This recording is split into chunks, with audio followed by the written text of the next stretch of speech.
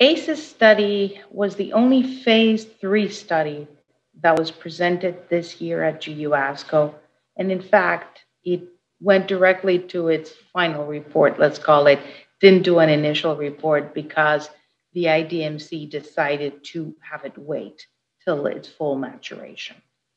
So we have been waiting on the results of a study in CRPC that is metastatic for 6 years plus, which is phenomenal. And it actually speaks to the fact that our patients are living longer. So that's the first positive feedback I can give you right off the bat without speaking about the design of the trial.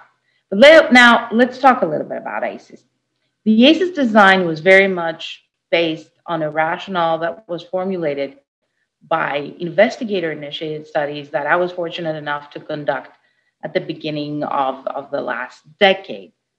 Those combined in a smaller study sets, the two agents, and we're looking to see if the combination would give you a signal within the tumor that would lead to moving forward.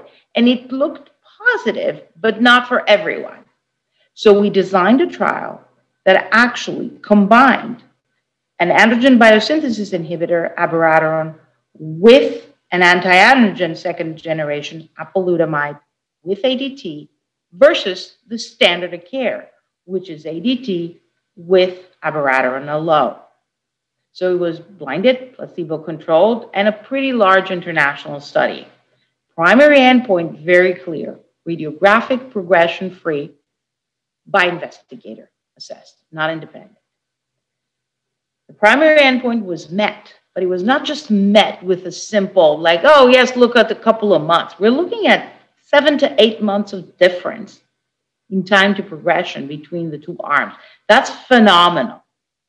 But secondary endpoints, even though not powered for it, didn't show an overall survival benefit. I'm saying the but because this is what immediately people pointed out, which means that if you look at it, it may point to what I kind of like to say, told you so, that some of the patients were going to get the full blast of that effect of combination. And we need to now figure out who these folks are so we can treat them appropriately, more work from the biomarker standpoint.